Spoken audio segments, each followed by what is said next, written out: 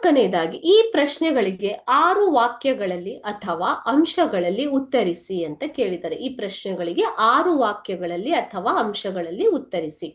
18ನೇ ಪ್ರಶ್ನೆ, ನಿತ್ಯ ಹರಿದ್ವರ್ಣದ ಅರಣ್ಯಗಳು ಎಲೆ ಉದುರಿಸುವ ಮಾನ್ಸೂನ್ ಅರಣ್ಯಗಳಿಗಿಂತ ಹೇಗೆ ಭಿನ್ನವಾಗಿವೆ?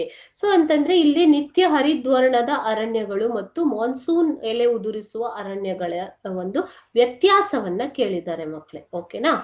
ಸೊ ಈ ವ್ಯತ್ಯಾಸವನ್ನ ಇವಾಗ ನೋಡೋಣ. ನಿತ್ಯ ಹರಿದ್ವರ್ಣದ ಅರಣ್ಯಗಳು ಮತ್ತು ಎಲೆ ಉದುರಿಸುವ ಮಾನ್ಸೂನ್ ಅರಣ್ಯಗಳು.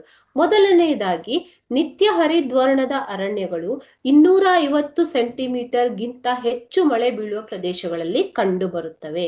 ಸೊ ನಿತ್ಯ ಹರಿದ್ವರ್ಣದ ಅರಣ್ಯಗಳು ಹೆಚ್ಚಾಗಿ ಪಶ್ಚಿಮ ಘಟ್ಟಗಳು ಮತ್ತು ಅಸ್ಸಾಂನಂತಹ ಈಶಾನ್ಯ ರಾಜ್ಯಗಳಲ್ಲಿ ಹೆಚ್ಚಾಗಿ ಕಂಡು ಬರುವಂಥದ್ದು. ಅಲ್ಲಿ 250 ಸೆಂಟಿಮೀಟರ್ ಗಿಂತ ಹೆಚ್ಚು ವಾರ್ಷಿಕ ಮಳೆ ಬೀಳುವುದರಿಂದ ಅಲ್ಲಿ ಈ ನಿತ್ಯ ಹರಿದ್ವರ್ಣದ ಅರಣ್ಯಗಳು ಕಂಡು ಬರುತ್ತವೆ.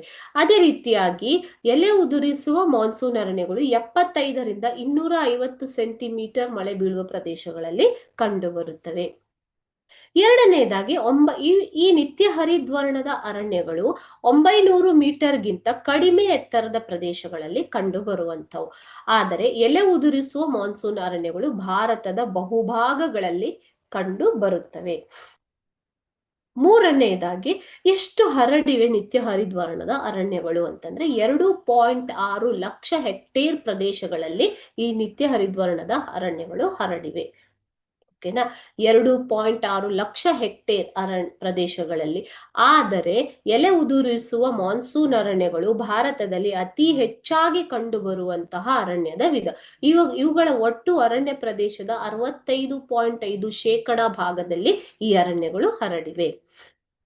ನಾಲ್ಕನೇದಾಗಿ ನಿತ್ಯ ಹರಿದ್ವರ್ಣದ ಅರಣ್ಯಗಳಲ್ಲಿ ಇರುವಂತಹ ಮರಗಳ ಎಲೆಗಳು ಸದಾ ಹಸಿರಾಗಿ ಇರುತ್ತವೆ. ಆದ್ದರಿಂದನೇ ಇವುಗಳಿಗೆ ನಿತ್ಯ ಹರಿದ್ವರ್ಣದ ಅರಣ್ಯ ಅಂತ ಕರೀತಾರೆ ಮಕ್ಕಳೇ.